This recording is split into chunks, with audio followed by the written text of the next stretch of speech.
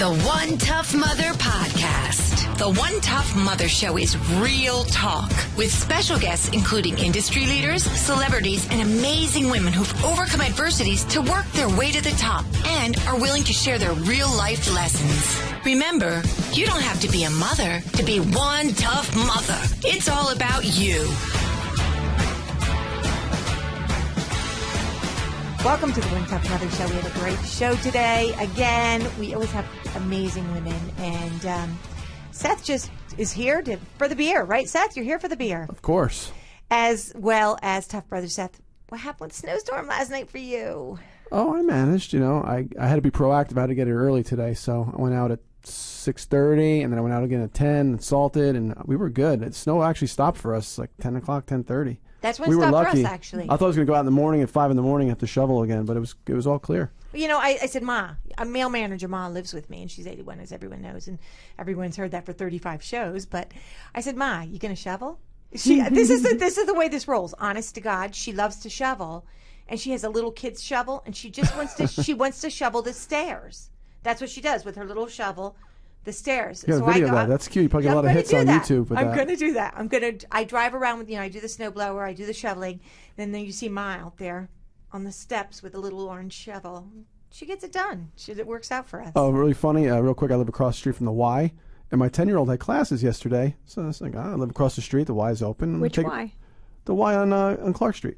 Oh, we're neighbors. Oh, you're on that side too? I'm on Orchard. Okay. Yeah. I'm Clark. Oh, that's not me. Why are you giving your address on air? I'm taking that out. If anyone wants to solicit, attention Jehovah's Witnesses. Yeah, that's cool. I'm down. I like meeting new people anyway. No, he does not. That's not true. So I say, I walk across the street to the Y, and I don't have to drive. And he had 2 classes. He was the only kid in class for both classes. Wow. It's great. He had like a personal instruction. Oh, wow. Yeah, it's awesome. Awesome. Everyone else just wimped out. Like, oh my God, state of emergency, snow. Ah. That was at my daughter's acting class. 2 people showed up, and we were not one of them.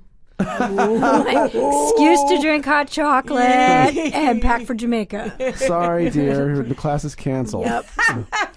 Well, that is our guest. She's with us, and she's awesome. I absolutely love her. We just talk about, we don't know how we connected, but with social media, nobody knows. I love social media. Nobody has a clue. Anyway, today we have a wonderful woman who's been a major influence in women's lives longer than you can even think, and you don't even know it. She got her start with YM Magazine at the age of 19 after winning the Horatio Alger, right? National Scholarship Contest. From there, she went on to help create Teen People and many, many more things. Our awesome guest also landed a gig, which I would have loved. I wish I had landed this gig. As a lifestyle correspondent with MTV, served as the creative team, at Victoria's Secrets, producing the catalog and helping to launch the Pink line, who my daughter has everything in the catalog, I'm sure. And after that, she jumped back into magazines and worked on Lifetime magazine, then moved on to be the senior editor of Cosmo. I am so damn tired just talking about her. Wow. I've been busy. I have nothing else to say. So from there, before I get into anything else, I have to say she is the executive editor now of Good Housekeeping magazine, who mail manager mom asked me to ask you something, and who was brought in 4 years ago to help dust off the 130-year-old mega brand, which is 18.4 million strong. And it's with that I love to introduce this powerhouse woman. She's awesome. She's kick-ass. And she's dressed really cute. And her name happens to be Meaghan Murphy. Yay! Practically a leprechaun, Meaghan Murphy. We just celebrated our big day, so, Yeah, we did too. It was great. And it's Meaghan with all the letters because my mom thought I was extra. You know what? It's so funny. Every time I write your name, I'm like, why the You're hell like, does what? she have all these How about letters? an A? How about a G? It's Gaelic. My mom likes to make things difficult. Love you, Mom. She's going to get you for that one. You know it. I'm exhausted just reading all the stuff you do. What time do you wake up in the morning? 2? 5:03. Like a robot. 10:17. Like a robot. Oh, no. I have like a programmed internal body clock. I legitimately 5:03 wake up, 10:17 bedtime without an alarm clock. Wait, 5:07 you wake up? 5:03 wake up. 5:03. 10:17 shut off. So I know that you're a personal trainer. I have my certification. I've been a certified trainer for 12 years. I was the fitness director and deputy editor of Self magazine for 8.5 years. So I worked on the Self Challenge. I made videos, workout videos with Jillian Michaels. I was on Exercise TV. So I'm a fitness girl. I have a kettlebell certification, a spin certification, and my American Council on Exercise certification. Exercise is my secret sauce, my happy pill, what keeps me going. It was my job for a long time, and now it's just a part of who I am and a little part of my job. It's the best. It's what I grew up, my whole industry was sports nutrition. Yeah. So for 20-some years, my kids only saw me in the gym, actually. And all my kids are big, Seth will attest, big type bodybuilders and workout fiends and Football players. It's just the fact that it is what you say it is. It's your stress relief. It's your happy pill. It's everything you need. It's funny, when I like left the job itself to go to Good Housekeeping, people are like, are you going to stop working out now? And I'm like, yeah, and I'm going to stop brushing my teeth too. Washing my hair. Yeah, okay, I'm not going to go to the bathroom ever again. I mean, it's like, for me, it's just, I feel like it regulates my mood. I have a lot of energy. It helps me process my energy. For me, it's very social. So I go to the gym at like 5:30 in the morning, and I have this good vibe tribe of women. It's like the Dawn Patrol. We're really tight friends. I feel like it's like we're going for drinks, except the drinks are water. Nice. And it's like I really rely on those friendships, and they've really developed over the years. And I do a lot of like yoga and boxing. I love SLT. I love PO. I love Orange Theory. Mostly 3-letter workouts. So Right. PO, OTF. SLT, I think I've heard of. Fly. It's a machine, right? So SLT stands for Strengthen, Lengthen, and Tone. I call it Pilates on crack. So you're using a megaformer, which is a souped-up reformer created by Sebastian Legris, who's this guy out of West Hollywood. And, I mean, there's nothing like it. I have better abs now after 3 children than I did when I was 20. Oh, man. Yeah, you can't that. cheat. And I feel like it really honed your obliques. And here's the key, moms. It's like if you get those obliques nice and tight, it kind of camouflages a little pooch, right? You're like, oh, her obliques are so great. You just ignore that extra skin. Wear that little tighten. Right? It makes it seem like you have killer abs when really, I mean, my third child was 9 pounds 23 inches. Wow. So like my belly is never going to be the same. I have some skin in different area codes. You know what I'm saying? But that just honing the obliques with the SLT workout really was transformational for me. And I just feel really strong. Part of what I work out is to feel strong. Strong body, strong mind, strong body. So it gives me a new kind of strength that is really empowering. I used to run marathons, and I don't run like that anymore because it's not the same type of mental benefit for me. Right, me too. I love the lift. I'm sorry, I'm a lift girl. I'm not a runner. Even though I live on the elliptical. I don't like to run, but I'm the lift. Like, people be like, wow, you're really, you got a lot of strength. Wow, you're really strong. The lift has always been me. That's where I came from. I love to lift. Yeah, and I don't lift heavy. I'm not like a CrossFitter, but I do this extreme boxing class at PO in Short Hills, New Jersey. And we do things like, rings and climbing ropes and I love stair run. Love it. I wear things where I surprise myself and I feel like a child. Like, that's my happy place where I'm like, I didn't know I could do that. Oh my gosh, I'm climbing the ropes like I'm in gym class. Wow, this is super fun. Right. It's like the idea is to put the fun in fitness, because if you enjoy your workout, it never feels like work. Right. Because people will be like, well, I do the flip flop from you. I do nighttime workouts. Mine is at the end of the day when I have to relieve a lot of stress, when I want, and I can go right to bed, no problem. So I'll do my hour and 45 at night, and it's amazing. I love it. It's just like, that's it. See, I would be anxious all day that I wasn't going to get it in. And this is the weird thing, is I don't double shower. Like, so if I have to shower, go through my day, work out, and shower again, I'm like, that's not efficient. I can't double shower. So I have to have the morning workout so that I only have to take one shower. It's that damn body clock is Right? messing up your whole day. That's the thing. You're It's a slave to that body clock. I'm a master of efficiency. Like, I have saved myself a good 7 minutes by working out in the morning. Might as well just wake up, right? I have to do that. I just, I want to always do it, and I've done it a couple of times. I just can't. And I live across the street from the Y. You would think. I'm so lame. It sets the tone for the day. But I'd read this study once where I think it takes 16 to 19 days to cement a habit. So if you set that alarm and you get up that 16 to 19 times, then it's just what you do. And then you stop thinking about it the same way you stop thinking about brushing your teeth. Absolutely. It's absolutely true. I've read that before too. Like, if I skip, like I skipped over the holidays. I skipped like 2 weeks. Not only did I feel like such a slug and so like, oh, like, and I didn't eat a lot. Like, it wasn't like I overate because I'm a freak about sugar. Like, don't eat all the sugar. Oh, sugar scares me. But yeah, I just felt really crappy. You two don't need sugar. Yeah, No. I know. No. Now I was she blew my whole next question. Oh, goodness, Now, sorry. I feel put out right this second, but here I'm going to ask anyway. So I was going to ask her what she's passionate about, but damn it, I know. Well, fitness is one thing I'm passionate about, but I'm most passionate about family and fun. Yes. I mean, I prioritize family over all things. I work, I live, I breathe for my family. That is like number one. And I'm passionate about quirky things. I'm quite passionate about decorating my house for the holidays. Easter just threw up all over my house. And that happened like at 7 o'clock in the morning after throwing a major rager for St. Patrick's Day and taking down all of those decorations. Right. Like, I want my house to feel like a celebration at all times. My husband calls it Decoration Day, and he knows, like, okay, she's all Easter all the time today. Like, the house is going to be this. And that, like, I will decorate for Flag Day. I mean, like, I will decorate and celebrate anything. I'm very passionate in life about celebrating, because I think that if you just kind of create this joy, you feel more joyful. Right, I love decorating. I do that all the time too. I just did all my Easter stuff. I sent you a picture with my Easter eggs. I have the great big plastic ones all over the front of my yard. Well, now that's covered in snow. Yeah, but they are actually covered in snow. It was so funny yesterday. I was like, oh, there's tulips in 3 different places in my house and bunnies, and it just looks like this beautiful springy oasis. And then you peek out the window and there's like 12 inches of snow. Yeah, I know. It was crazy. Couldn't take it.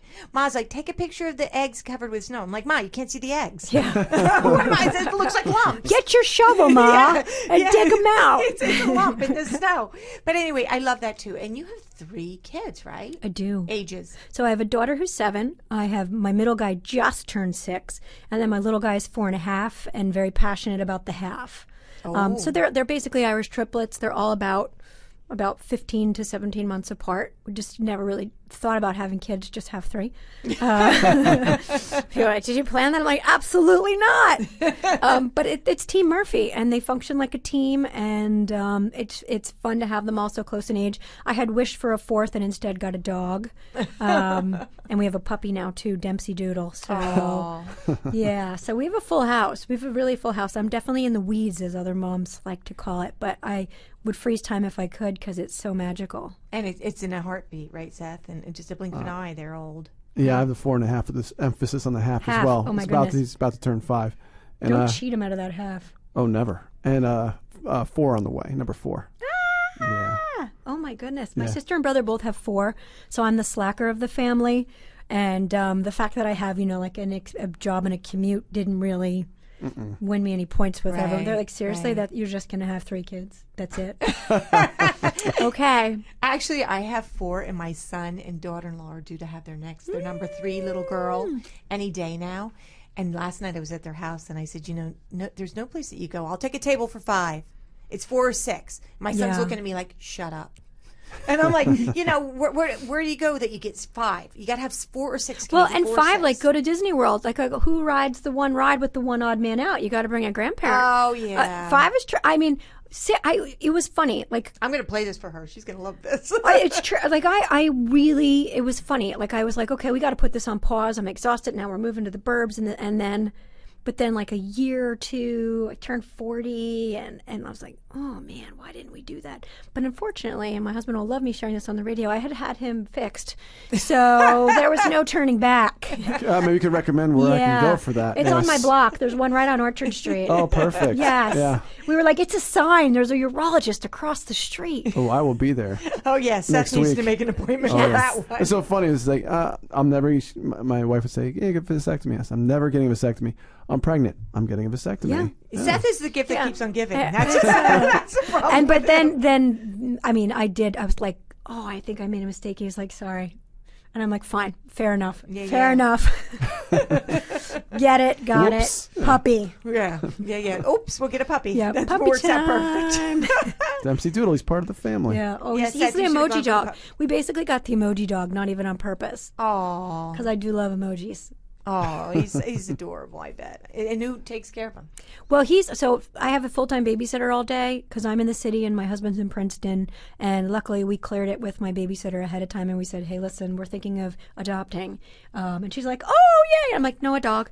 Do you think you'd be okay with this? And she was very excited. So thankfully, he's got company nonstop. I mean, my boys are out of school by 11:30. So, Oh, wow. I mean, it's a busy house at all times. Oh, geez, that is crazy. My daughter just got 2 puppies, and she's out of her mind. They wouldn't let us take 2. She took brothers let and you? wouldn't separate them. They don't do it. The breeder that we got from, they don't, there's 1 puppy at a time. I guess to make sure you're good parents and you're going to have a loving this was a family. private thing. Somebody privately had, their daughter works at the vet, and she had brought them home to foster them until they found a home for these brothers. And my daughter saw them and fell in love with them. Named one Hank, one Finn. Aww. And they're, what are they, shepherd something mixed, and they're adorable. They're just so puppy. They're so dumb. Like, and they're just so See, puppy. we have a Labradoodle. It's from Cream Puff Labradoodles down in South Jersey. And this dog is smart. We had a dog trainer come in for 1 day because we just didn't know what we were doing. And she taught him to ring a bell to go potty. So we have this cowbell hanging by the door. Wow. The dog rings the bell and you let him out and then you let him back in and you give him a treat. And so like you could be playing, running around, then all of a sudden you hear the bell ring. You're like, oh, Dempsey's got to go out. And any of my kids can open the door, let him out the side. Now I know what kind of dog I'm getting. It's They're honestly, I couldn't say enough about this breed. How old is the dog when you got it? 8 weeks old. weeks, I think okay. we took him at 8 weeks. He's 4 months getting his last shots today. And he's getting big. Yeah, He's I getting, know. it's like kids. He's like, he's growing up too fast. I don't like it. I mean, nobody tells you they're like a puppy for a hot second. Right, It's right, like- right. Babies are babies for a hot second. It feels like it. Dogs even quicker, though. To your point. Oh, you're so lucky. You're going to get to smell a baby soon. I know. You come by, I'll let you smell my Right? baby. You can actually borrow some of a couple of our Johnson kids. Johnson's pink lotion and Oh, I know. I love that. baby And smell. It's so crazy how fast things do move. And hate it. Amber's like, these guys, her puppies are like 14 weeks now, and they're really good. Like she's got them down pat, but they're big dogs. They're not like Already. they're going to be big like your dogs because they're shepherd. Yeah, I mix. think he's going to be 35 or 40 pounds. So he's not the full ginormous version, but he's not a mini. He's sort of like a medium. Oh, hers are going to be like 65, 70 pounds. They're going to be big dogs, like bigger. Big dogs. They have like 40-pound kids at this point. So I'm like, what? So tell us about this. Tell us about Good Housekeeping. So I'm like very proud of Good Housekeeping. It's 18.4 million readers, and it sort of talks about everything everybody cares about. So it's everything from really great triple tested recipes to decorating ideas. Right now is the Easter issue. And what I love about Good Housekeeping is the covers because I match my manicure to them As soon every as you month walked in, I had to see. at Edendale's in Westfield, New Jersey. Hey, shout out. Yeah. And like that is, you talk about things that I'm passionate about. That's like one of my joys in life is nail art. Like I get so excited about really fun manicures. I think that's the secret. If you can get excited about little things, you'll be generally happy. Absolutely, 100%. Right? 100%. So my manicure makes me very happy. But what I love about Good Housekeeping is there's really something for everyone. And we talk to women at all ages and stages of life. So it could be everyone from 18 to 80. And everybody finds a different sweet spot. We've really done a lot to sort of refresh it and make it over. Like you feel the cover, it's this beautiful matte Yes. cover. And, and we have the Good Housekeeping Institute. So unlike any other magazine, any products we recommend, any advice we give has been vetted by our Good Housekeeping Institute of scientists. So we have chemists and engineers and PhDs and dietitians and chefs on staff. The 29th floor of the Hearst Tower is where the Institute lives, and it's a pretty amazing place. I'd love to take Come Mom visit. there. Come take a I tour. would take Oh, your mom would lose her mind. You know what she went to ask me about? She goes, ask her about the meringue. How do you make the meringue? Oh, so it doesn't yes. separate. I'm like, Ma, I'm not going to ask her about meringue. Oh, I'll well, take her there. She can one ask tip him. we gave about is to chill your tools ahead of time. Oh. Yes, it's in the next issue. It's a really great tip. The kitchen told me all about this. Oh, I'm going to have to tell Yes, her so this. like you chill your tools ahead of time, and you'll get a nicer whip. Yeah, she said her meringue separates and weeps. And I'm like, I'll ask her, Ma, if I get the chance. Absolutely. She should come for a twirl. People lose their mind over the Institute. It's a really magical place, and it's just neat to see the actual expertise in this world of like fake news and BS information. The fact that we have these scientists and experts on staff in the building helping us put this magazine together. So if I tell you an eye cream is great, it's because my chemist tested it on real people in the VisiaPro machine and saw an improvement of X% in whatever. I love that. I love this. And you know what? I love the fact that you're updating it and make it new and relevant, because we've had everybody from Corinne Fox, Jamie Foxx's daughter, she was like 23, to 102-year-old Frances Hesselbein, the great-great-granddaughter of President Adams, on our show. So we have a vast audience. So this is cool for them to know that. Well, it's funny, too, and we really do speak to the young people, because what happens is in these past generations, they've missed out on things like cleaning tips and like, how do I iron, and what's the best way to get red wine out of my white shirt? Oh, Meg, you're so right. You know why? Because people got busy working and they forgot to talk to their kids and teach them common sense things. And even people getting married, getting engaged, buying their first apartment. Like, what vacuum do I want? Okay, which one has the good housekeeping seal? What do our experts stand by? Our cleaning lab is really neat, and our vacuum testing. I mean, they have like a proprietary mixture of dirt that they mash into the carpet, and they do X amount of swipes back and forth, and then measure how much dirt was picked up. So we got to do our show there. Let's do our show. You should. I mean, and there's sweeping views of Central Park too, which is not so bad. And then the old dining room where everyone from like Eleanor Roosevelt to Tom Hanks to Kelly Clarkson to Richard Branson last night have celebrated. Oh my gosh. So it's neat. Yeah, it's a really, I feel very lucky to be able to work where I work. And I think the irony is, if you kind of look at all those things I've done, my career has sort of followed my life stage and passion. Yes. So like when I was at Self, yes, those were my selfish years. It was all about me, and I was working out and staying healthy and la la la. Cosmo, I was young and single in the city. Teen People, I was actually a teen. And now this is, like, to me, everything is home and family and good food, best-in-class products, decorating ideas, ways to celebrate. And we feature really strong, empowered women. And so it really just sort of lines up with exactly where I'm at in life. Which makes work not feel like work. The key in life is making workouts and work not feel like work. Right. What's the secret of, do you think it's how you're able to line up your career with your life? It's very interesting how you say that. Almost, is there something, or do you meditate? Is there something like that kind of you make this happen, or is it just kind of falls that way? Well, I was a trained actress. I went to Mason Gross School of the Arts, and I believe that it was funny when I was studying acting. My family was like, "Okay, you got to have a backup." Like Robin Williams always said, "Like, what's your backup? You can't just be an actor." And I think he was a welder as well. And my parents always be like, "What's your backup? What's your backup?" Well, I think that training, that acting training, made me successful in life because it taught me to be present in the moment and to experience life as it was happening. So I'm always ready for what's going to come next because I am where I am. And what I say to my kids all the time is, who cares what we're having for dinner? Who cares what we're doing tomorrow? Be where you are. Because if you are where you are, and I know it sounds a little woo-woo, but present in that moment and experiencing that, it turns your cab light on so that you're ready for experiences. Right. And I agree. I'm not very ambitious, weirdly, although I've had some success. You're passionate. I'm passionate. I think my greatest asset in life is really just my passion. I'm never the smartest person in the room. I'm never the prettiest person in the room. I'm never any of those things. But I'm 100% the most passionate person in the room. And because I live so wholly and presently, I think that I've been able to attract good things. I think you're just open, Meg. You're just an open person. Yeah. I mean, people will always send me messages like, "Can I read? You have such good energy. I want to read your la la la." And I'm like, I don't really think a lot about any of this. I just am, and so no, I'm never going to win an Oscar and Academy Award, but that acting training taught me something very important in life. Come on, that could be your next step. Exactly. You never know. But I really think that was the thing. And like weirdly, one of my acting teachers at one point was like, if like light falls or someone misses a line on stage, something goes wrong, it's considered a gift. Because it helps you recalibrate and be more truthful and present in the moment. And so, like, I sort of interpret, can I curse? Yeah, sure. go. Shit that happens in life as gifts. Right. I mean, when I was giving my father's eulogy, and not to get morbid, he died from 5-month pancreatic cancer.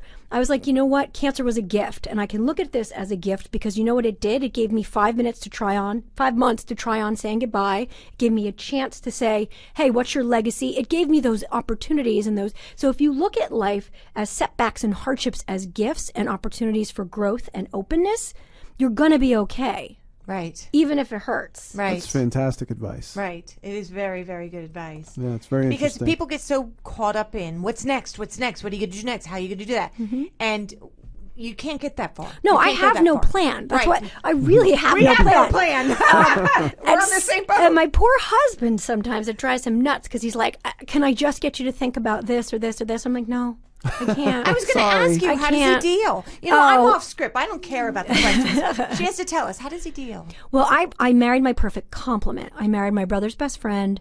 I'm 4 years older. I've known him since he was in second grade. He's calm, he's measured, he's practical, he's everything I'm not. So we're a team. And as a team, we sort of steer the ship. Like, he grounds me in ways that are very important. And, you know, like we say, he's the boss of practicality and logic, and I'm the boss of fun and aesthetics. Right. So I make the house really pretty and fun, and he makes it function. It's sort of how Damn it good thing, goes, too. right? Yes. Yeah. Good thing. You tap into aspects of his personality that maybe he didn't even know were there. Yeah, and he grounds me. I mean, and I made that mistake, I think, before finally accepting the fact that I was going to marry my brother's best friend. Is I dated all these like clowns, as my dad would have called them, who like had equal energy or different energy or tried to stifle my energy and didn't let me be me. He lets me be me. He doesn't celebrate every aspect of me, that's for sure. But he lets me be me, and we're just such a team. I mean, I say that I don't even know how I would function without him. I mean, we are a team. We certainly wouldn't eat because he cooks. Oh. Someone told me like that personality is like somebody described it to me for myself. It's like you're a pot that needs a lid. So you. Oh, that's funny. I like that. So you were the pot that needed a lid because you were dating other pots. Yeah, It didn't work I out think that that's way. really genius. Oh my gosh, That is very cute. I don't know if he wants to be described as my lid, but he definitely is. So he does It's the not a bad cooking. thing. Oh, he does the cooking. Yeah, I like to play with food. I like to eat food. I don't Yeah. want to cook it anymore. Well, I do. So I say I don't cook. Like I made the most insane St. Patrick's Day cupcakes ever. But so I play with food and I decorate with food. Right. I'm not even a good baker, but what I've learned tricks. So like I just, instead of like, I'm not good with frosting, but so I just like dip them in the sprinkles so it looks like this beautiful, did like this beautiful green grass with this rainbow candy with little pots of leprechauns and pots of, I mean, like I can play with food, Right. but that's about it. You can decorate the food. And I'm a good decorator in life. Right. And the kids, like who takes after who? I would say so. It's tricky. Their personalities are still evolving. My daughter is well, we took the dance competition in the Girl Scout Freaky Friday dance last week, and that made me so proud because I'm like, oh yeah, she's got my moves. And by my moves, that's good. No, by my moves I mean just like we'll drop it like it's hot without abandon, regardless of the fact that you're off cue, off beat. In so many ways. She's really sensitive, really dramatic, a really like interesting personality, really creative. She's a sensitive kid, which, you know, like you have to learn to manage that as a human being. I'm highly sensitive and I learned to channel that through creativity and fitness. Right. So I'm going to have to give her tools to channel that sensitivity. She's an awesome little kid. My son James is stubborn as hell. Wait, 4? He just turned 6. Oh, just turned 6. Super stubborn and cracks me up. Yesterday he was playing a lot of video games, and then subsequently we were painting and doing art. And I'm like, you're such a talented artist. Like if you did less video games, you know, you could be doing more of this art. I'm so proud of you. He's going to be in an art show. One of his pieces was featured. And he's like, yeah, Mom, but the video games give me inspiration. And I'm like, what? Okay, you're 6, you little conniver. And he just got glasses and he's just so cute. I want to squeeze him. And then my baby, who was our Sandy baby accident, wrote about him in the New York Times, like the best accident that ever happened. He's 4.5. He is brilliant. He's weirdly smart. Like, I don't even know. I mean, his brother will be doing his homework and he's like, duh, it's 80. And you're like, oh no. Whoa. But so kind. Like he brought his preschool teacher $10 because he thought she could use some money. Wow. And didn't even tell me this. Oh my God. She's like, I just want to know your little sweetie brought me $10 and he brought me a little pumpkin. And I was like, oh, I don't even know he's bringing you presents. And where did you get the $10 from? He has a wad of cash. Wow. They have a wad of cash. birthday stuff, which right? Team Murphy's, they have and it's shared because they realized that they could buy more together Right. with their little pot of loot. So it's like rubber banded together, and it's like probably like 700 ones. But he peeled off 10 big ones for his teacher. That is so adorable. Yeah, I'm so proud of my family, and I love my kids more than the world. I know, it's crazy. Even when they're, I was telling Seth about this, even when they're older, like my kids are in their 20s and 30s now. Actually, my daughter just turned 30, so they're all in their 30s now. Wow. I can never think in my head that they're in their 30s. And they get really ticked at me. They'll be like, Ma, I've got my doctorate in education. I know what I'm doing. And I'm like, I don't care. That's not how you're going to take this down. Like, it just, you can't process it. Or maybe it's just me, because a lot of my friends can, I guess. They say, oh, they're adults, they can do what they want. No, maybe it's just being Irish. I have a very difficult time processing it. No, my parents say I had to set them straight. It's like they start trying to tell me how to do stuff with my kids. Like, you had your chance. Sorry. You know what I do, though, is I really step back. Like, they all have children, and my third son is having his third child, and I step back. I try not to say too much because I don't want to be that mother-in-law, that mother, and I taught myself to be like, oh, that's cool. That is so cool. Well, it's funny. The grandparents, that generation, they're a little more nervous now. Like, oh, I said, wait a minute. I was out of the house for hours at a time. You didn't even know where I was. Oh my now God. You're worried about my kids? I freak. For 2 seconds? Yeah. It's hilarious, though. Like, the way they've changed. My friend had a great story. He said, his father's like, so he was saying something about his sons, this and that. I said, Dad, you bought us a motorcycle when we were like 9 years old. It's like, now you're worried about my kids? Are you kidding? He goes, Yeah, because he doesn't want to answer to your wife. right. He's like I That's did that. how it works. And they don't remember. They have amnesia. Like, I did that? It's like, yeah, you did. No, I freak when I'm with my grandkids. Honest to God, I have 5 grandkids, and they're all adorable, and I love them all to tears. And I'm the crazy nana. One of them actually told their school teacher, "My nana's crazy." And I In was a good oh, way, though. Okay, but I'm the crazy nana, and I freak. Like, I'm like, oh my God, don't do that, or don't do this, because I'm afraid they're going to get hurt on my watch, and so I'm going to be the one responsible. And my kids are like, Ma, you let us jump from the building. I mean, Right. what's wrong with you? And I'm like, Oh, Meaghan, do you have one of your kids that you feel like, oh, this is the one I got to really keep an eye on because they're a little more of a risk crazy. taker? I think like my daughter's going to be a handful. I was a handful. I'm not going to lie. My teenage years were a little rough. Weren't they all? So I feel like because I see so much of me in her, I feel like I'm going to have to be on that. Has she started it? Has she started She's it? emotional, a little drama. Suddenly I'm embarrassing, Already? Wow. A little bit. Yeah. A little bit in second grade. So I think I'm just gonna have to, and I just think boys are different. My boys are just easy breezy, Yeah. like stubborn and a little bit feisty and physical sometimes. Where I'm like, okay, get him out of a headlock. Right. But I think they're gonna be pretty smooth sailing, and I'm probably gonna have to spend some extra time with my girl. Yep. Boys are better until they hit teens, and I say to my daughter-in-laws now, and they were great until they hit 13. I don't know what happened after that, and I have no responsibility. But boys are the kind you just kind of pop them in the back of the head, say, knock it off. They're fine. They're happy. They run around their way. I you do think that to your daughter, and they look at you for the rest of your life and hate Yeah. you. They know what day you did it and what time. What's daughter- your breakdown? I have 3 sons and a daughter. Okay. Yeah, And I'll be having the same. you'll have the same as me. My daughter's 2.5, and she's Girls. jumping leaps off of things, and She's wild. she's the one who's going to have to get stitches or break something, God forbid. My boys are easy. They say, "Oh, she has to be tough because she has older brothers." It's like, no, she's just they're that's who she is. yeah, that's just who she is. They're Yeah. soft, my boys. Yeah, they are. They're soft. I got to toughen them up. Took my son to Taekwondo. He's like, "Yeah, this is fun." Well, and my middle guy has these dimples, and he knows he has these dimples.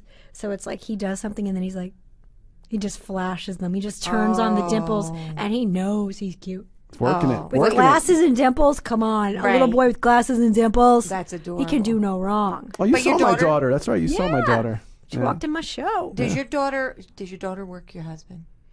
My husband's a tough cookie, but he has a soft spot for her. He's got it. Girls can always work. Like, with so that. last night, she had the checklist of things she had to do during this snowstorm to earn slime making.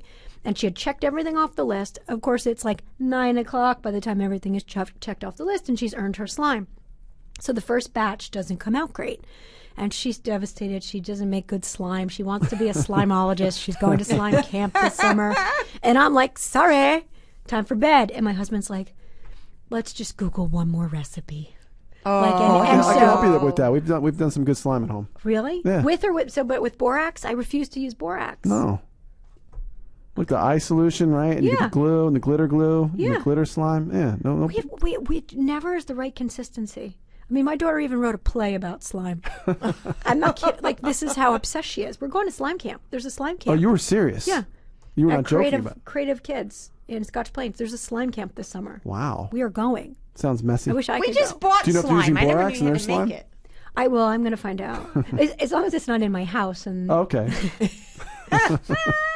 So tell us what's going on at work. What's going on? You just had a we big just party, right? we just shipped. So we finished the May. I get so confused because we work 3 months ahead of time. Right. I get so confused.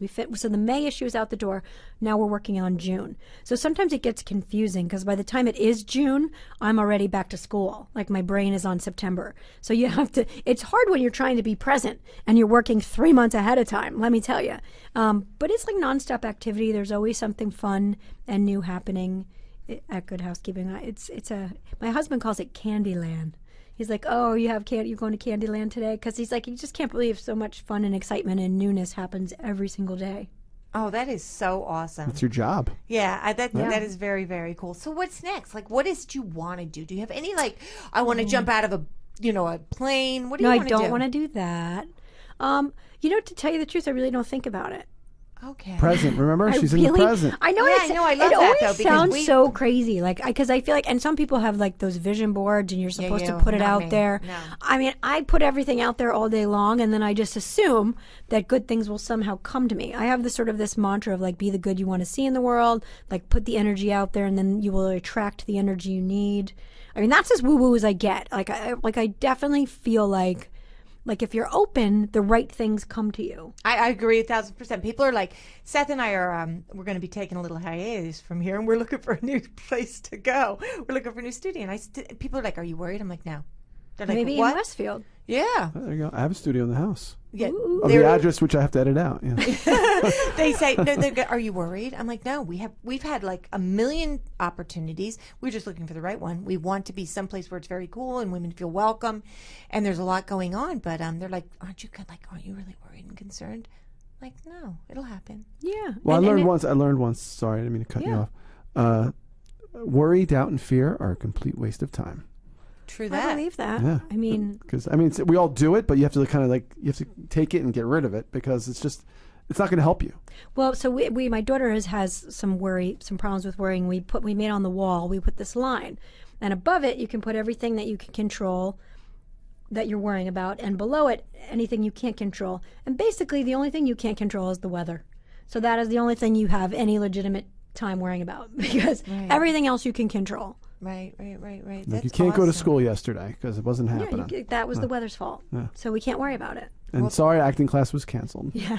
Wink, wink. Well, that's amazing. We really appreciate you coming in. Oh, super fun. And it's super because yesterday we had to cancel or we had to postpone to today. So we really, really welcome you and are happy that you came in to see us. And is there any big tip that you want to give women out there? Because there's a lot of women out there that'll call her.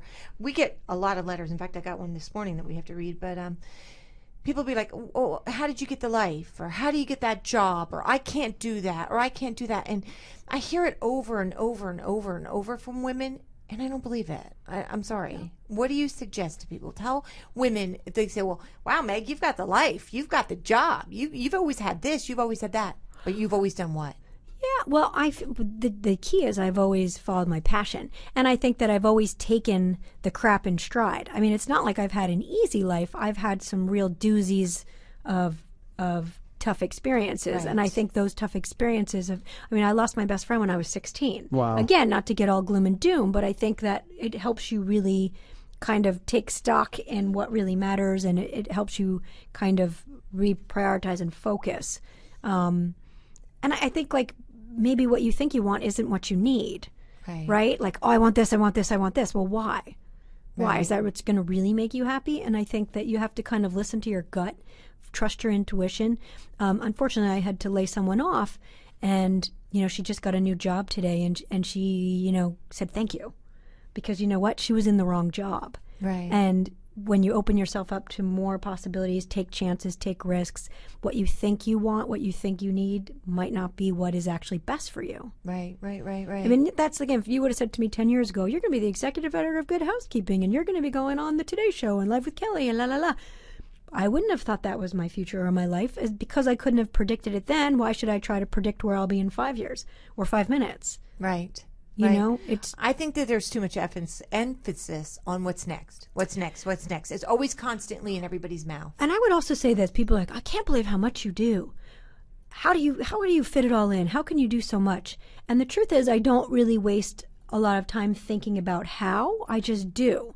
I find it is so easy to be like, I couldn't possibly do this. I couldn't possibly do. There's no time. Well, you just wasted like a good 7 to 10 minutes worried about why you couldn't do something that could have spent doing it. I agree. Right? So between 5:03 and 10:17. Yeah, right? I mean, like that's the key times. Well, thank you, Meaghan. You're going to stay and you're going to sit through some of our stuff, but tell everybody where they can find you. So I'm mostly active on Instagram, and that is at Meaghan with all the letters, Meaghan B. It's B Murphy, Murphy at, well, that's just what it is, at Meaghan B Murphy. And I'm also on Facebook, and I run the Best Field for Westfield, New Jersey, Facebook and Instagram. And I'm on Twitter, but hardly ever. Me too. Twitter's kind of. You do? You run the Westfield Facebook? I run Bestfield. Bestfield, okay. Yeah, I created Bestfield. It was like the Westfield page I went in on a couple of weeks ago. Oh, yeah, we had that on this show. My neighbors called the cops on me because I didn't shovel because it turned to ice, the sidewalks, and I was out there shoveling and the branches were falling, so I decided not to risk my life for the sidewalk. And then they called the cops on me. Wow, that's great neighbors. 5 years I've been shoveling. Wow.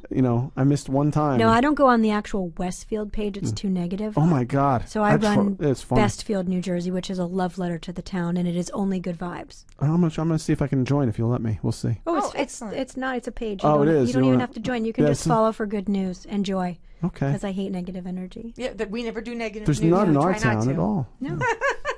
When we come back, we're going to have the news. It's going to be headlines and headaches, but we want to thank you again, Meaghan, for coming. My pleasure. Hang in there. We'll be back. The One Tough Mother Podcast. Real talk with amazing women who have worked their way to the top and want to share their real life lessons with you. And we're back. And we've got headaches and headlines. Tough brother Seth, take it away. This big one is the Cambridge Analytica scandal. I'm sure most people have followed this story regarding Facebook sharing all our information. It's funny, Melissa is always saying to me, she's like, Alexa's on in her house. Like, they're listening to everything we say. And Mine's still in the box. I refuse to take it out. You can unplug it, then I don't think it works when it's unplugged. But and this was not surprising to, I think, people who are really, follow social media and everything. We know that it's all about data. That's the big thing for business right now is collecting data. I mean, that's what Google does. That's what Amazon's doing, and that's what Facebook is doing. So it's not that surprising. It's good that this has come out, and I think Zuckerberg's trying to do the right thing by it now that he's caught, I guess you should say. But I'm not that surprised by it, and I guess people who don't really have anything to hide shouldn't really. Like Melissa gets upset about it, and I don't. I was like, all right, so. Well, you know what? I'm not surprised by it, but what I am not. And I'm not going to say surprised. I'm not surprised by it, but what I was upset about was how they can harvest things from so many different channels and have there's stuff out there about you that you have no idea that you sent to somebody privately or and nothing's ever private online. Remember, I tell my kids this, I've told them this their whole life because my kids grew up online. I say to them, when you type it and push enter, it's there forever. It lives and breathes forever. You can say you delete it, you can say this, you can say that. Somewhere it went through some central server somewhere and it's always easily found. I'm trying to imagine though, what information I have on Facebook that I would care about. I'm thinking. I keep going. I'm like, would I care about that? I posted it. Who cares? Yeah, but what if you did a private message to one of your friends? I don't say I don't say anything to anyone that I wouldn't say publicly. See, me either. I'm such an open book, so that I'm listening to this all over the news and I'm like, I just don't know. I mean, my social security number. I guess if I've typed, but I haven't typed that into Facebook. But you typed it somewhere. But I've typed it somewhere. We all have. So that kind of thing, financial identity information. Theft, right? The stolen identity stuff scares me. I lost my license in the airport, and I'm always like, But well, here's an interesting part of it too. This is something that you and I could worry about. Is a scandal broke out on Reddit over deep fakes, which is a technology using artificial intelligence to digitally insert celebrities into pornographic videos using nothing more than a still photo. Yeah. That's terrifying. People would be able to take, God forbid, our kids or something gross. else. Right. Oh my God. Sorry, I didn't mean to. Bad touch. I'm just saying, like, you don't know what people are capable of. It's a little scary. And we're parents with young children now trying to navigate this new world, and with social media and computers and smartphones, and being able having to manage that's. I'm sure it's a little daunting task. I'm very public. I mean, right. I'm working a magazine. I'm on television. Right. I post all the time, and it is my husband is much more conservative than me, and is always like, "Don't post that. Don't post that." We go on vacation. He's like, "It's just an advertisement that you're away. Like, come on, don't post, don't post, don't post." And I'm kind of like, but it's you're like me. Yeah, I do that too. I'm on social media, and I have a huge following. And my kids have already asked me, do not post. I do not post pictures. I'm not going to say do not. Rarely post pictures of my grandchildren. Rarely. Where I used to do it a lot. Now that my following is so large, I do not do it. I don't really post where I live, what town, because my son's a police officer, and he's like, I don't think it's a good idea. I don't think you should be putting out what town you're in. So I'm a little bit leery that way and a little bit more cautious that way. But back if you wanted to go backwards and look at the stuff I posted 5-6 years ago, you'd find it. Well, I work with a security expert that Karen has met. His name's Paul Violas. He's on CBS TV a lot too for national security stuff, but also for things like that. He said, you don't post pictures on your vacation. He's just like your husband. Yeah. He's like, it can wait till you get back. I mean, But then this my thing is like, I'll post them when I'm back, and you're going to rob me while I'm home. Yeah. They're not going to rob you when you're home because they'll think I'm on vacation. So if you do like no, if it's dated or whatever, they won't. No, I know what you're saying, but yeah. They'll see the cars and the lights on. They want an easy target. That's the whole thing about. I live a block from the police station, which always brings me comfort. Good girl. By Midwaskin. Yes, sir. Don't keep saying the names. That's a park. It's not an address. A big park.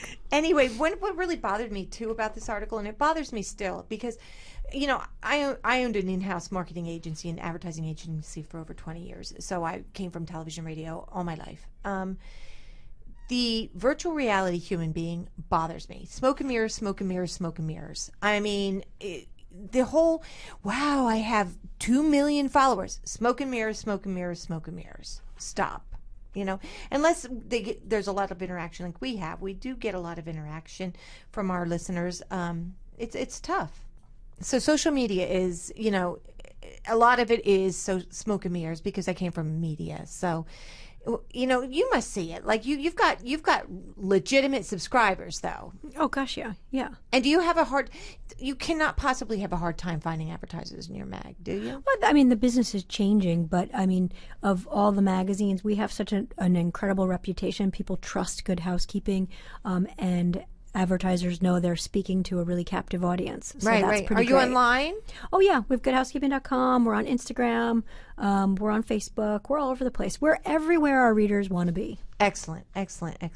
So anyway, to the point of this story, what do you think, Seth? I mean, well, and also more about it could have affected the presidential election. I mean, the data that's out there, the artificial data, it's mind blowing a little bit. If you think about it too much, you can make yourself crazy. I tend to not worry about something I can't control. Well, you know what? We're not stopping it. On a personal level. Yeah, we're not stopping it. Social media's here. I mean, the internet's here.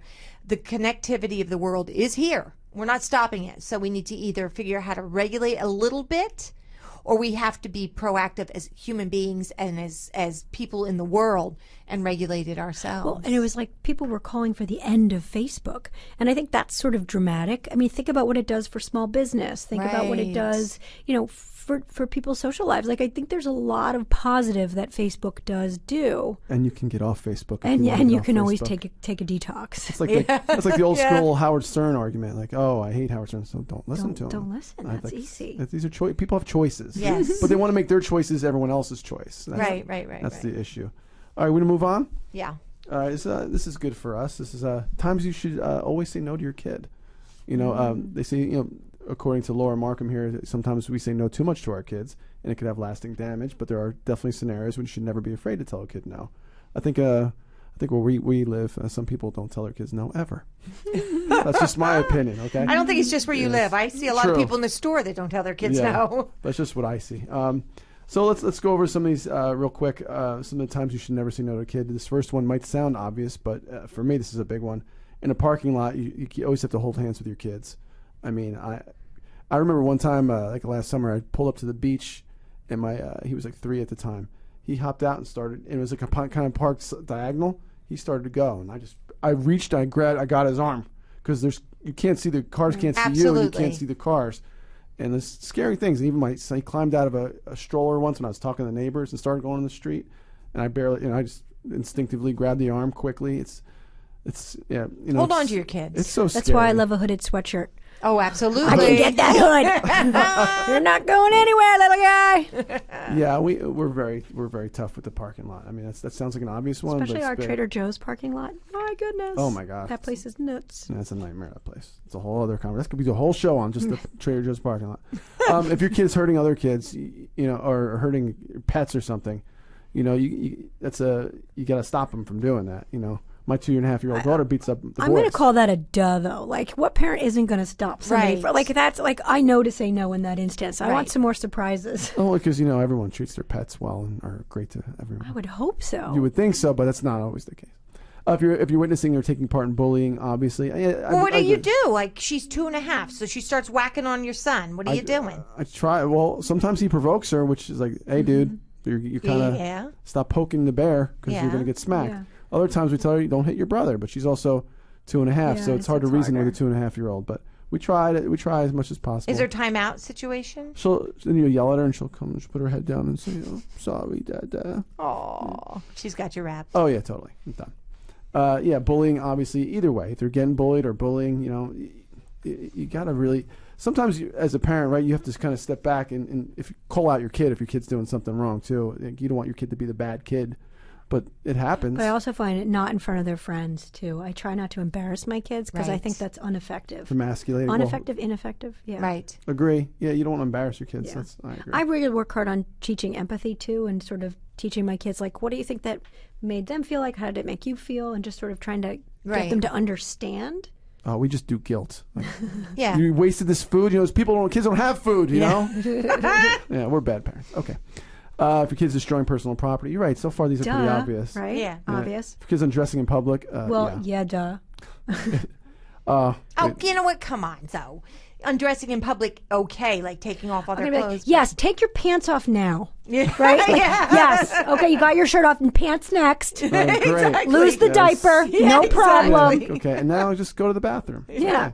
On the tire. It's okay.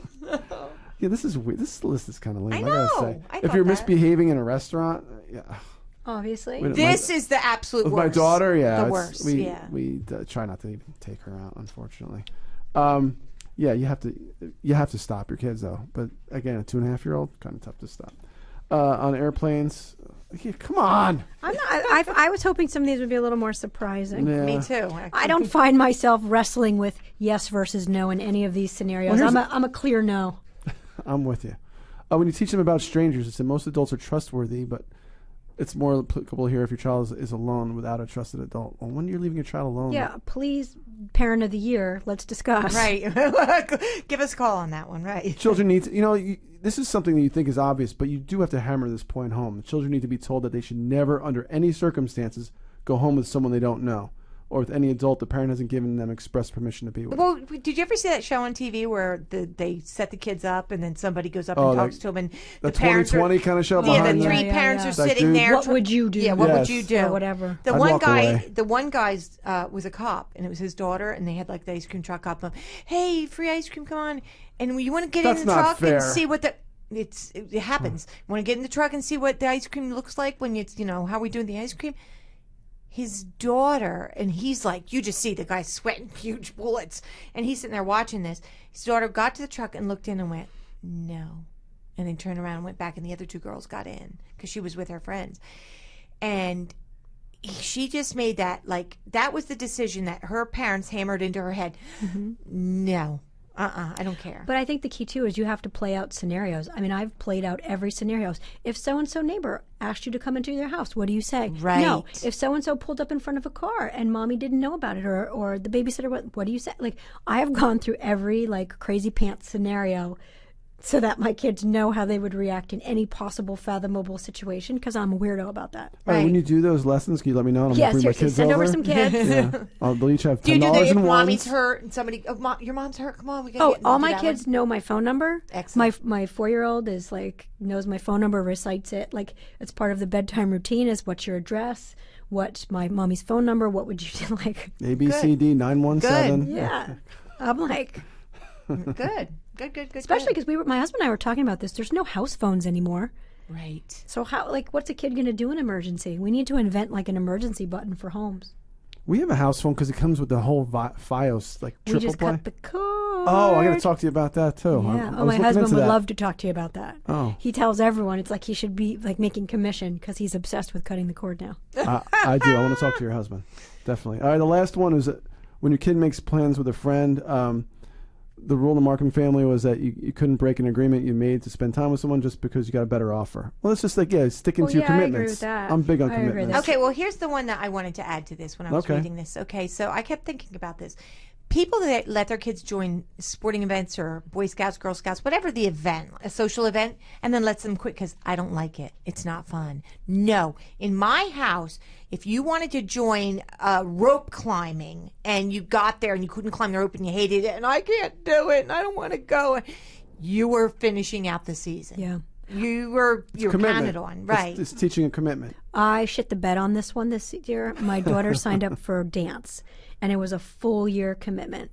I paid for the costume at the end of the year, the whole thing. We made it till December, and I let her quit. And it was a really tough decision. She was miserable, and I felt like she was overextended in general, like too many activities, and she really hated it. And my husband and I went back and forth because we're such finish what you start people. But it was a full year commitment, and I just couldn't stand to see her. A full year is a long time for her. You know what it was, and she just, what we discovered is she loves to dance, but not choreographed, organized dance. Right. Like she's doing an organized dance kind of thing now with her brownie troupe or a Girl Scout troop, and she doesn't like the choreography. She just wants to freestyle, which I fully respect and get. And that was the one thing. I still have questioned myself on that one. Like, should have I let her quit? There's But exceptions to the rule. And you have to that one is read a the year. situation. You know your Yeah. kid better than anyone else. when I got the $150 costume that we won't be wearing, I was like, awesome. Put that in the dress up bin. Yep. Nothing like green neon feathers. But again, it was a year. That's a long. And that's the thing. And That's that's also sort of, one thing, right? You did it once. And that's the thing, and that's what my husband and I sort of was the determination. Like it was too much of a commitment. We learned the lesson. We're not going to sign up for anything for a full year ever again. We got to test the waters. Right. She had never done a dance class in her life. Right. And we signed on for a year. Big mistake. Right. Well, I think that's a great idea. I mean, I think at that point, done. So anyway, I'm going to get to a letter that we got this morning, and I'm going to probably be choppy with this one, but I'm going to try to get this out. Okay. I was surprised to get this. I heard a little bit about it last week from a friend of mine. Jess Brannis is a friend of mine. She has a podcast called Drinks with Jess, and she asked me about this because she knows these people, and then I got this morning.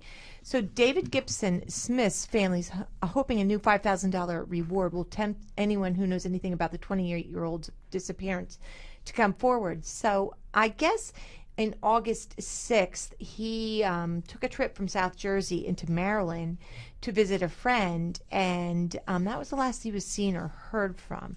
And there was like a lot of extenuating circumstances, and actually Dateline has been following this, and his name again is David Gibson Smith, and he was in Maryland, and he was driving a blue Toyota Camry, which they've already recovered.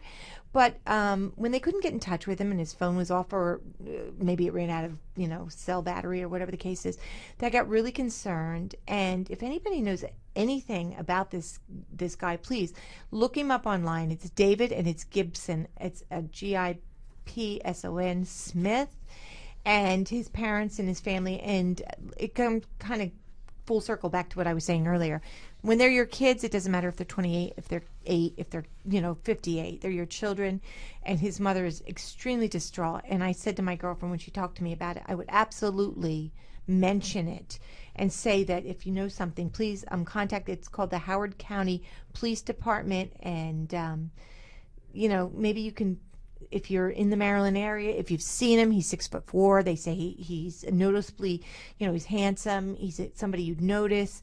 and you've heard anything about it. But it's been quite some time. It's been since August. So I hope they find this kid. It's scary. And I told you I have a cousin who's been missing for quite a while, since December. Wow. Yeah, from Florida, and kind of disappeared on his family. But, Oh, I forgot about that. Yeah, not I'm found so yet. sorry, not found Did yet. he have struggles with addiction or any kind of mental illness? Or? There's a little like none of the addiction part, but a little bit mental. Like Okay. he was acting strange, and it seems a little premeditated too at the same time. So like I don't think he's dead. Yeah, there's a lot of weird things here. Well, David was Right. he was definitely a recovering addictive. You know, he had some addiction issues, and his parents are wonderful people. They thought he was doing much, much better, and he went on this little trip from South Jersey to Maryland. You know, I hate it because the first words out of my mouth when I was talked to about this was, "Oh, did he have problems with drugs and alcohol?" And it almost like people are like, well, you know, that doesn't mean we're still missing him. And I didn't mean it like that. It's just like one of those But it helps you things. rule out, like, was he abducted by aliens? Right. Or is there some other Right. backstory to give some clarity to the situation? I just wish if someone wanted to walk away, they can at least say, "I'm walking away." I said that. I Give you said, a well, heads he's an up. adult. He's 28 years old. Maybe he just wanted to walk away. But that's so wrong. I mean, look at these. The mother is tortured by this. The family's tortured. Not by knowing it. is the worst. You know, my cousin left behind a wife and 2 kids. I mean, Oh, it's- my God. It's terrible. Yeah.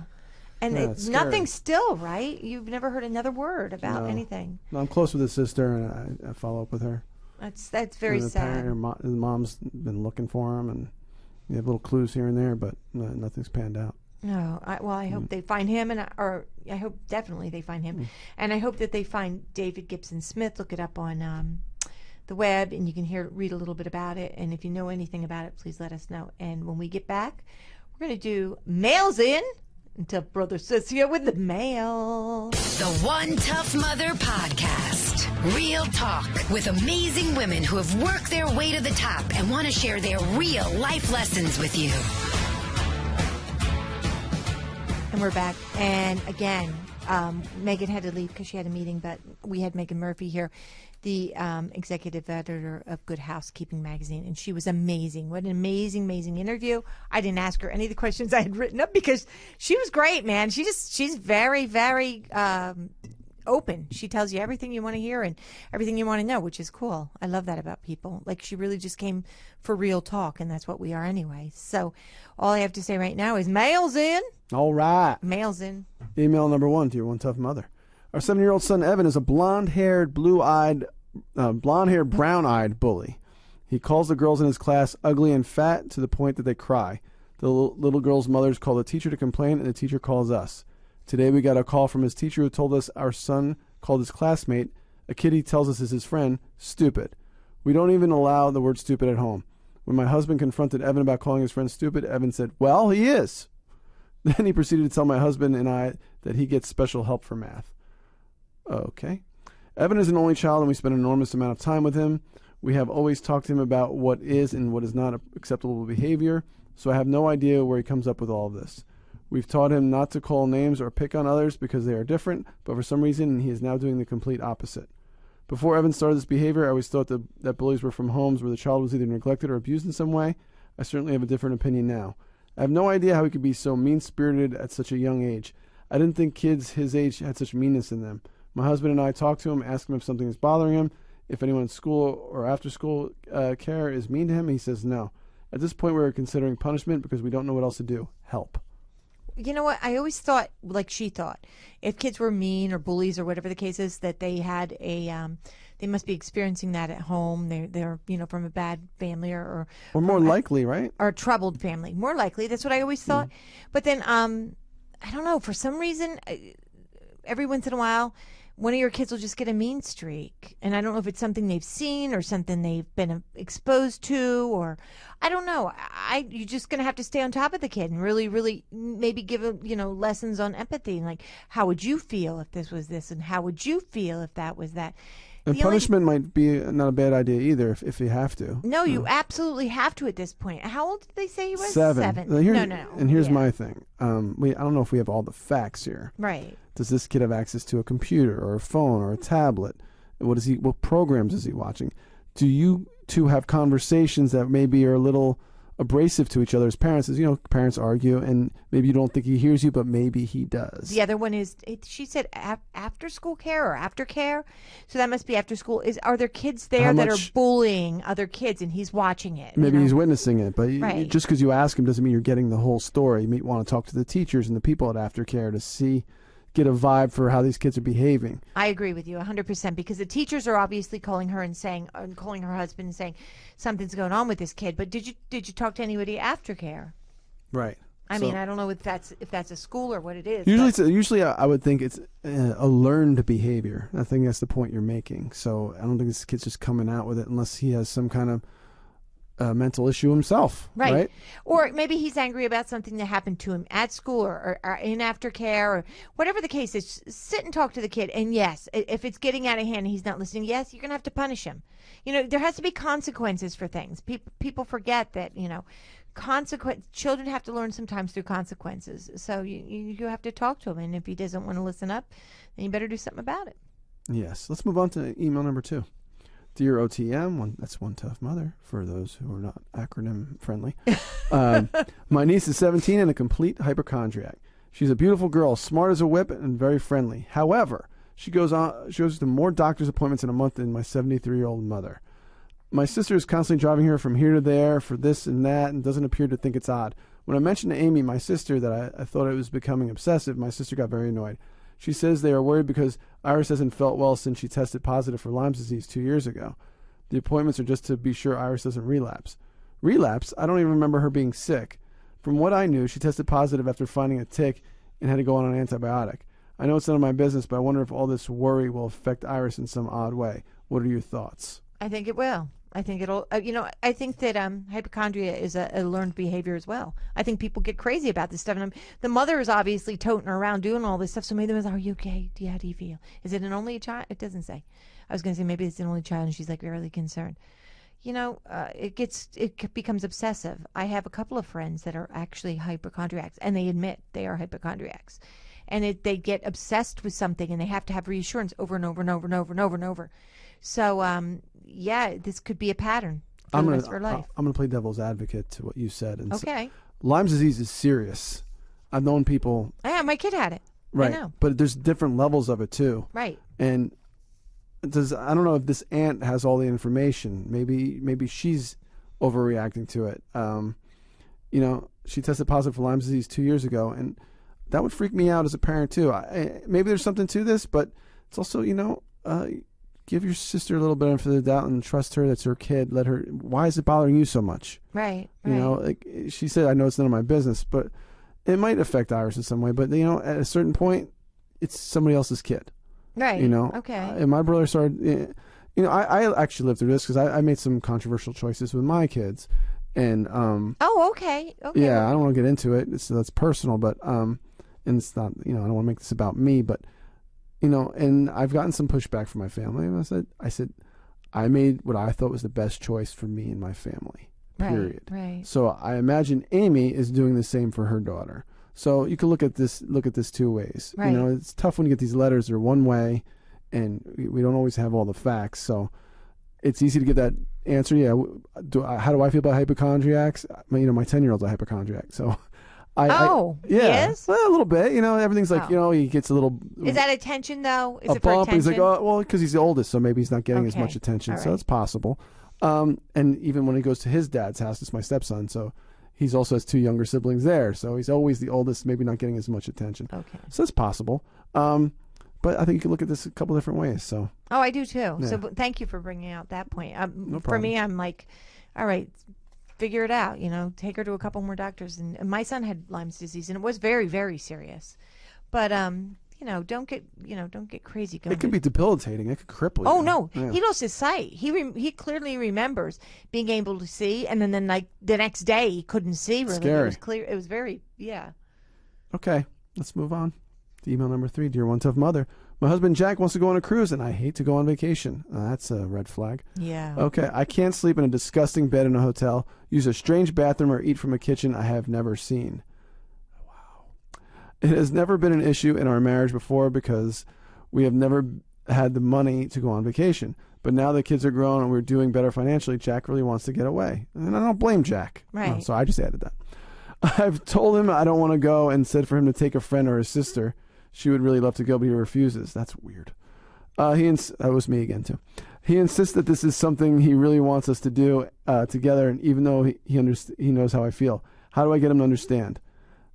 You know, as a couple, you gotta. Life is compromises as a couple. The only way it works to be a couple is to compromise. Absolutely. If this is something really important to Jack, go on the vacation with Jack. I'm sorry, I'm getting a little angry. Go on vacation with Jack. Get out of your comfort zone. He doesn't want to go with his sister on a cruise. That's disgusting. Okay, go with your husband. You know, unless like you got some. Oh my God, Seth, real how do you phobia, feel about this? unless you have some real phobia, like unless it's something that's going to be damaging to your health, suck it up and do this for Jack. You might surprise yourself. You might have some fun. Take yourself out of your own comfort zone and do this for your husband. Do you love your husband? Do something for him. I'm sure he would do something for you that you wanted to do. And going on vacation is probably the best thing ever. You know, and maybe figure out what you want to do, where you want to go. And then go there next. Right. Get a glass of wine or a bottle of wine or a case of wine. Have a couple of drinks and just chill. And if you don't, wait, first of all, this comes from a world traveler my whole life, okay? And I've slept in more hotels than I've slept at home, I'm sure.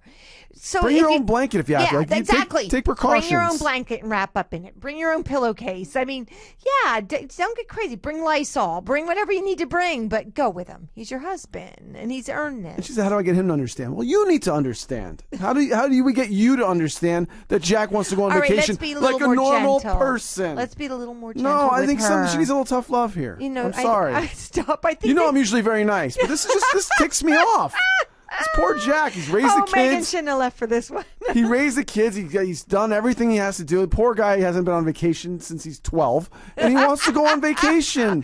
Oh my God! That's all he wants to do is go on vacation with you. He loves you. Want to go in and well, then give him permission to take a different woman.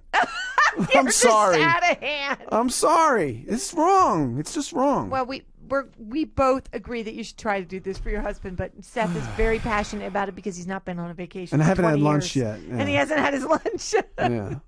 So that brings us to Mother Says, and holy cow, I'm not going to let him tone in on this one, but Mother says, if you want your story to be magnificent, begin realizing you are the author. Every day is a new page. So this comes back to something that Meaghan said. Like, people are always like, well, I don't have that life, or I don't do this. If you want your story to be magnificent, realize that every day is a new page, and you're the author. Write your story. I'm sorry. I know we usually end with you, but I was on LinkedIn. Will Smith made this video himself talking to the camera for like a minute. Oh, I saw it. I think maybe because I think I saw it because you liked it or commented. Yes. It's totally about this. Yes. He's like, people say, oh, I want to be an actor, blah, blah, blah. Stop making excuses. Do what you want to do. Right. Just go for it. Right. You know, don't stop thinking of reasons why you can't do something. Just do it. Right. You know? Right. I agree. So that is Mother Says. This is the One Tough Mother Show. We had lovely Meaghan Murphy, executive editor of Good Housekeeping, and we want to say thank you, everybody, for listening. Our numbers are getting huge. People love us. Duh. I mean, it's funny because we got letters last week. We get letters. People love us, and I don't know if it's the addition of Seth. Duh. I'm waiting for that. Anyway, everybody, we have a great show next week. Make sure you tune in, and we'll see you next week.